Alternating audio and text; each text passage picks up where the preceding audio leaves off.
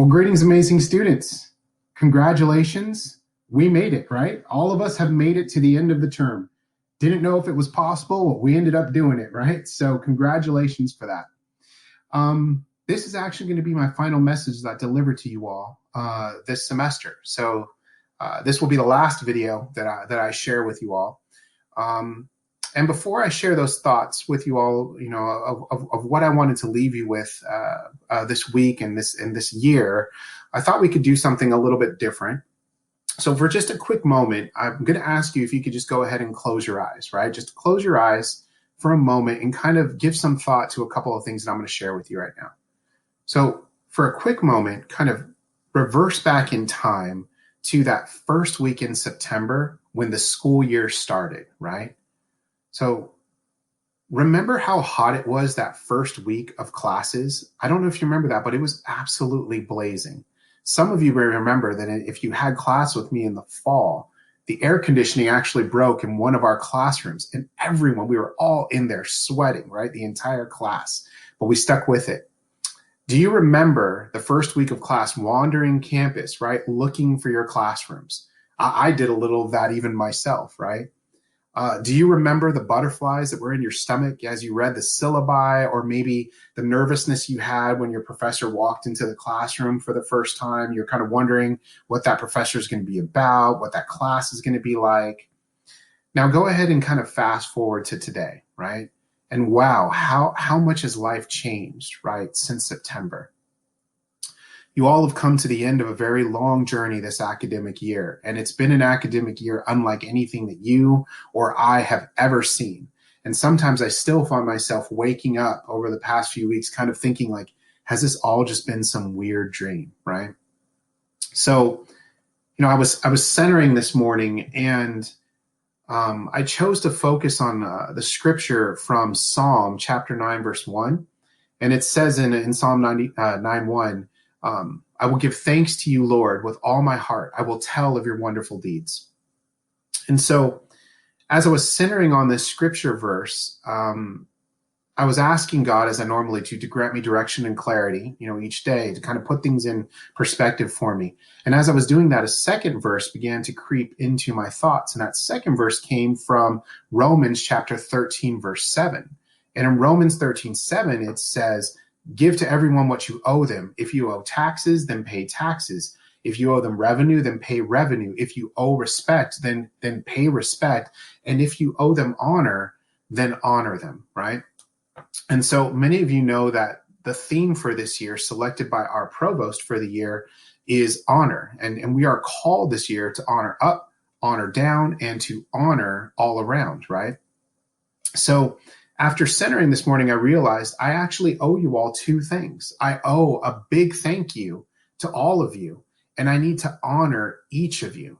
So my final message this week is actually to do two things: to tell of the wonderful deeds that I've seen you all doing over the past few weeks, despite all of these challenges, and to honor all of you. So that's all this message is going to be this week, okay? So, we've all been hearing lately this term essential, right, being spoken everywhere. We see it in the media, in the news. We hear it on the radio. We see it in social media circles, this term essential. And in these difficult times, we've come to label certain jobs as actually being essential. And that means, therefore, that individuals who are working within those jobs also become essential.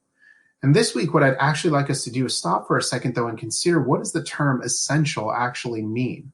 So essential is actually defined as something that's absolutely necessary or extremely important. It is a thing that is absolutely necessary. And so given today's challenges, we often think of as essential as something tangible, something we can touch, we can feel, we can see, right? So we think of essential things like masks, soap, ventilators, food, and yes, even that roll of toilet paper, right? That over the past few weeks has propelled itself into the spotlight of essential. To this day, I still think every time I find one of these in a store that I've won the lottery, right? So essential has come to mean something very tangible for us in the past few weeks. But I'd ask us for a minute to examine essential from another angle this week.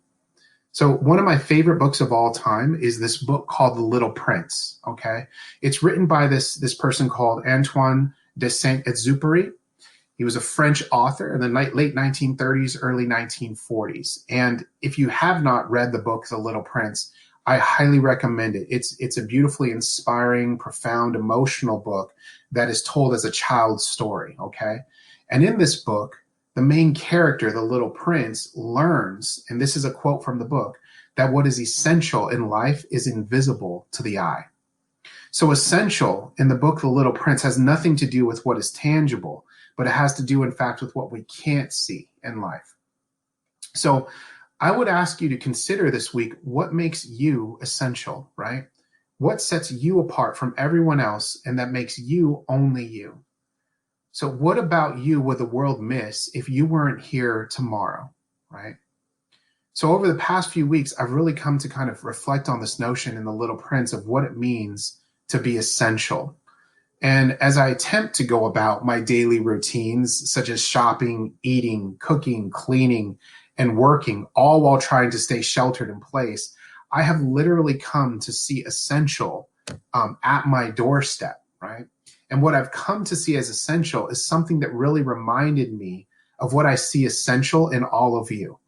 And so, what I want to do is kind of share some quick thoughts of what I've seen in terms of this notion of essential over the past few weeks. Essential to me has looked like the Instacart delivery person who's bringing groceries to my doorstep since she's now home from college and she's trying to earn money because her parents have been laid off, right?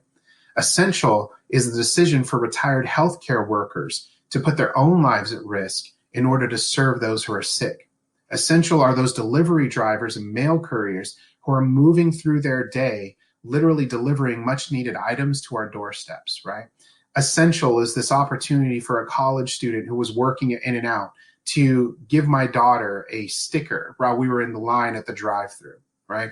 Essential are those individuals, those cooks, those cleaners, those landscapers who all seem so invisible just a few short weeks ago, who have literally become essential to all of us. But finally, essential to me over the past few weeks have been some of the very things that you all have been doing every single day. Students who are doing your internships in hospitals or child welfare settings and not only going in just to fulfill your hours, but you're doing your work joyfully and with courage, right? Students who, despite the fear present in hospitals today, who are still taking pre-nursing classes, right? Because you still believe in the medical profession and you're willing to go about serving others in that field. Students who have emailed me over and over sharing your prayers and actually saying that you're praying for the elderly, for the homeless, for the sick, even though you yourselves are anxious and worried, right? So I just wanted to take a moment this week to stop and honor the essential roles you all are playing as students, because you are continuing to contribute bravely and joyfully to the needs of others, all while continuing your studies. So I would like to honor the fact that you have persevered during a difficult time, like the world has never seen. And through this perseverance, I honestly believe that your generation will serve as role models for creativity, for endurance, for determination. You are all essential to one another. You're essential to me because if it weren't for you, I literally would not have a job. You are essential to society for the efforts that you're putting in to keep everyone else healthy around you. And you are also essential to CBU. So I'm so grateful for all of you, and I want to say thank you. So finally, I would like to ask you this week to also honor others the way you have brought honor to yourselves. I'd like you to take a moment to thank others around you and to honor others around you for the deeds they have shown. So in Romans chapter 12, actually, verse 10, we're reminded that we should be devoted to one another in love and to honor one another above ourselves. And so please take a moment to tell the good deeds of others and to honor the efforts they are contributing to society during this difficult time.